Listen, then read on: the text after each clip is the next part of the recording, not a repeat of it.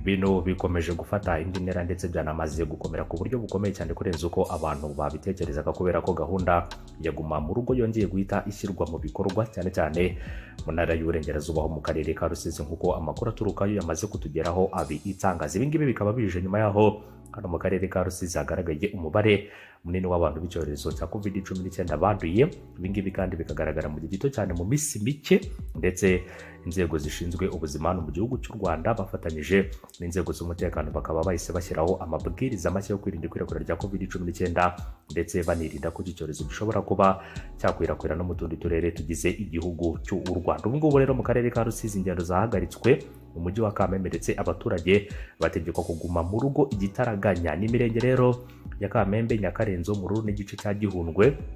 Iyi mirenge yose akaba ari imwe mu mirenge igize umujyi wa Kamembe ho mu karere ka Rusizi mu ntara y'Iburengerazuba. Aba bose bamaze gushyirwa muri gahunda ya guma mu rugo mu gihe kingana n'ibyumweru 2 mu kwirinda ikwirakwira rya COVID-19 igitaraganya. Abaturage bakaba bashubijwe mu ngo zabo ahagana saa 4 za mu gitondo, nk'uko aya makuru yatugezeho abitangaza. Urumva ko mudakomeza kwirinda no gukurikiza amabwiriza, gahunda ya guma mu rugo ibizagutungura no mu mujyi wa Kigali yongeye kagaruka, ndetse no mu tundi turere twinshi tugize igihugu cy'u Rwanda. Icyo musabwa nta kindi n'ubundi no gukomeza kwirinda no kwitwararika kugira ngo rero ibi bitazatubaho, ndetse rero tutazongera gusubira mu bihe nk'ibyo twari turimo. Amakuru avuga ko mu masaha ya saa 4 n'igice nibwo rero bamwe mu baturage bo mu mujyi wa Kamembe basabwe n'inzego z'umutekano gusubira mu ngo zabo igitaraganya mu rwego rwo gukomeza kwirinda icyorezo cya COVID-19 gikomeje gufata indi ntera. Rusizi iri mu duce rero turi kubonekamo ubwandu bwinshi bw'abarwayi ba coronavirus, kuko mu minsi byibuze 4 ishize muri aka karere ka Rusizi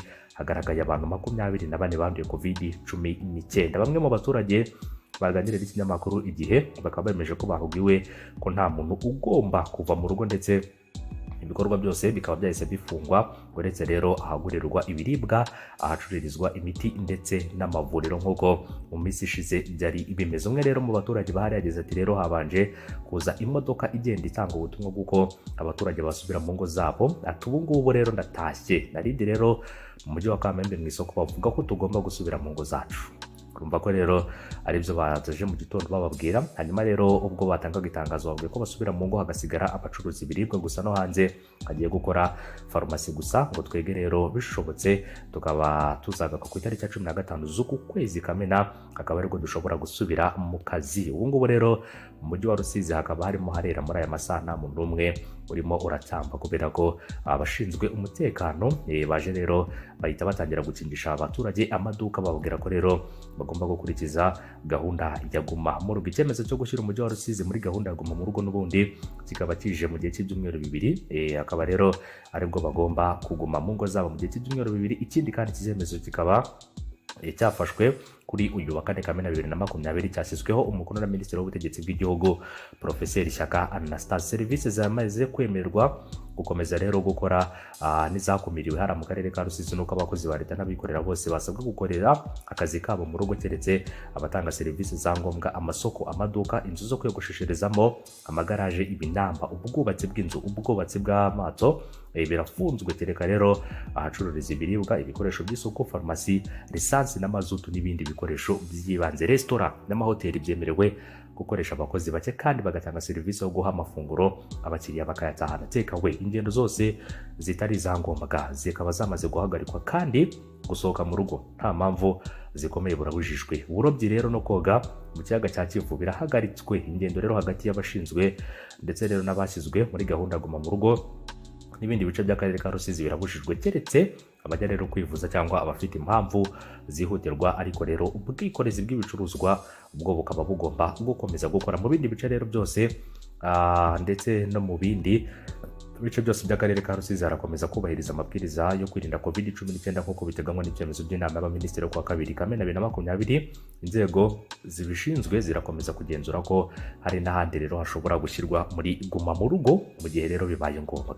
Nyabona rero urumva ko ibintu byamaze gukara. Inzego z'ibanze n'iz'umutekano zirasabwa gukurikirana ishyirwa mu bikorwa ry'aya mabwiriza. Abaturage barasabwa gukomeza kuguma mu rugo ndetse no kubahiriza amabwiriza yo kwirinda coronavirus yatanzwe n'inzego z'ubuzima. Kandi niba ugaragayeho ibimenyetso cyangwa se ubona ufite ibyo bimenyetso, ugomba guhamagara 114 nk'uko amatangazo akomeza kugenda bitangaza umunsi ku munsi, cyane cyane ku birebana n'izi gahunda zose. Iyo rero bafashe umwanzuro rero ugomba guhita ushyirwa mu bikorwa. Nk'uko rero nanone amabwiriza yo gukumira ikwirakwira rya COVID-19 mu karere ka Rusizi yamaze gusohoka, yashyizweho umukono na Minisitiri w'Ubutegetsi bw'Igihugu Professeur Shyaka Anastase. Batangira bavuga ko rero ngo cyane cyane ngo bashingiye ku byemezo by'inama y'abaminisitiri yo kuwa 2 Kamena 2020 cyangwa se byahagaritse ingendo zo kujya no kuva mu turere twa Rusizi na Rubavu, dushingiye kandi ku busesenguzi bwakozwe n'inzego z'ubuzima ku cyorezo cya coronavirus COVID-19 mu karere ka Rusizi. Guhera uyu munsi mu mujyi wa Kamembe, ni ukuvuga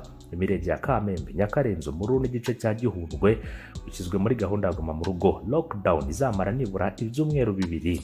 Ibyo rero akaba ari byo iryo tangazo ryakomezaga kugenda risobanura, hanyuma basobanuramo amabwiriza yose ndetse n'ibindi byose byemerewe kuba byakora, banavuga ibitemerewe kuba byakora.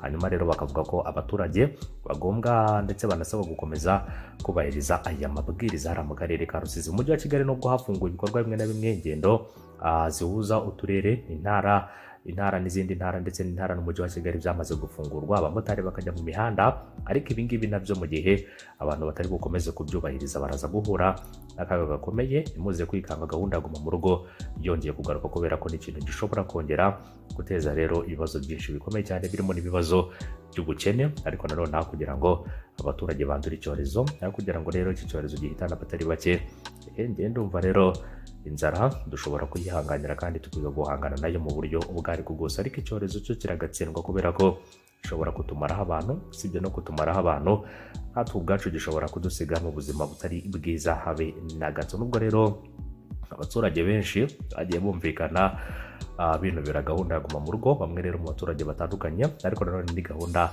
iba yarashyizweho kandi yatekerejweho, ni na gahunda kandi iba yarashyizweho mu rwego rwo kugira ngo abaturage bakomeze kugira ubuzima bwiza kandi bakomeze kugubwa neza muri gahunda zigiye zitandukanye. Niyo mpamvu mu karere ka Rusizi ndetse n'ahandi nk'ahangaha haba hafashwe ibyemezo nk'ibi ngibi. Ariko nanone ibi byemezo ni ibyemezo biburira buri muntu wese, ndetse no kumvisha abaturage ko ibi byose birashoboka ko gahunda ya guma mu rugo yakongera gusubizwaho. Ibi ngibi bigaragaza ko mu gihe abantu baba badakurikije amabwiriza, gahunda ya guma mu rugo rwose nta kabuza ishobora kongera gusubiraho. Ariko mu gihe abaturage baba babyitwayemo neza, bagakurikiza amabwiriza, bakumva ibyo inzego z'ubuyobozi zibasaba, nta kabuza gahunda ya guma mu rugo ishobora gukurwaho, n'izindi serivisi zose zirimo ziragenda zijya mbere muri iyi minsi zigakomeza gukora umunsi ku munsi. Ariko ibi byose bigakorwa n'ubundi hanubahiriza amabwiriza yo kwirinda icyorezo cya COVID-19. Ariko mukomeze kubashimira, mukomeze kugubwa neza, mukomeze kwirinda no kwitwararika, mukomeze kugira ibihe byiza aho muherereye hose. Bakomeje kudukurikira bari mu karere k'ibiyaga bigari, umugabane wa Afurika ndetse no hakurya y'umugabane wa Afurika. Mwese reka nkomeze kubashimira kandi mbifurize gukomeza kugira ibihe byiza kuri mwese muba mwahisemo kubana natwe muri gahunda zacu, gahunda rero z'amakuru, ibiganiro tujyana tugutegurira umunsi ku munsi, 5 kuri 5. Hanyuma ikindi kandi dukomeze kubahiriza amabwiriza yose, tunakomeze gushishikariza n'abandi n'ubundi kuyakurikiza ndetse no kuyubahiriza, kugira ngo abaturage bakomeze kugira ubuzima bwiza ndetse banakomeze gukomeza kwirinda ikwirakwira rya COVID-19. Reka rero nkomeze kubashimira cyane kuri mwese mukomeje kudukurikira aho muherereye hose. Reka ikindi kandi nkomeze no kubifuriza kugubwa neza ababa bagize amasabukuru agiye atandukanye, abagize ibirori bitandukanye. Ariko nanone muri iyi minsi ibirori ntabwo byemewe, mu mbabare rwose nari nibeshye, ndetse n'abandi mwagize ibyago, bagize ibyago ahubwo reka nkomeze kubihanganisha, nyabona mukomeze kwihangana nshuti z'Imana, mukomeze kwihanganira ibigeragezo. Niko ubuzima bw'isi bugenda, niko ibintu bigenda, niko rero gahunda nyinshi ziba zarapanzwe, nta kintu na kimwe dufite uburenganzira bwo kuba twagihindura. Ariko nanone icyo tudakwiye guhindura no kuba twagifatira imyanzuro, tugomba kukihanganira nk'uko kiri, kubera ko biba biri mu mategeko ndetse n'amabwiriza yabyo, kandi bigomba kuba byakurikizwa nk'uko twebwe rero nk'abana b'abantu dukwiye kubibona kandi tukabitwara uko biri. Nta mpamvu yo kuba twatsinda ku bintu cyane, nta mpamvu yo kubitekerezaho cyane. Iyo byabaye biba byabaye, iyo byabaye twishakamo izindi mbaraga zo guhangana nabyo, ndetse no kumva ko ibyabaye bitagomba kutugiraho ingaruka. Ariko nanone tukamenya neza ko ibyabaye dukwiye kubizirikana, nta mpamvu n'imwe yo kuba twazabyibagirwa, tukabishyira mu mitwe yacu, tukamenya ko natwe dufite uruhare ndetse n'uburenganzira bwo gukomeza kubizirikana. Ariko tutanibagiwe nanone kutabitekerezaho cyane, kubera ko iyo ubitekerejeho cyane bishobora kukugiraho ingaruka kandi bikaba byanakwangiriza ubuzima mu buryo bumwe cyangwa ubundi. Ndavuga rero ku bantu benshi baba bagize ibyago cyangwa se baba bahuye n'isanganya n'ibindi bikorwa byose bibabaje cyangwa se bishobora kutugeraho ingaruka mu buzima bwacu bwa buri munsi, byose bigomba kubaho kuri iyi si. Umubabaro, ibyishimo ndetse n'ibindi byose bishamikiye kuri ibyo ngibyo bigomba kubaho. Ntabwo rero uzabaho mu buzima buzira umuze iteka ryose, nta nubwo uzabaho mu buzima bwiza iteka ryose, ariko ntuzanabaho nanone mu buzima bubi iteka ryose. Ibyo byose byaba byiza cyangwa bibi, ugomba kubyakira kandi ukabyakira neza. Umunsi mwiza n'ibihe byiza, ndabashimiye ko munyumva baye.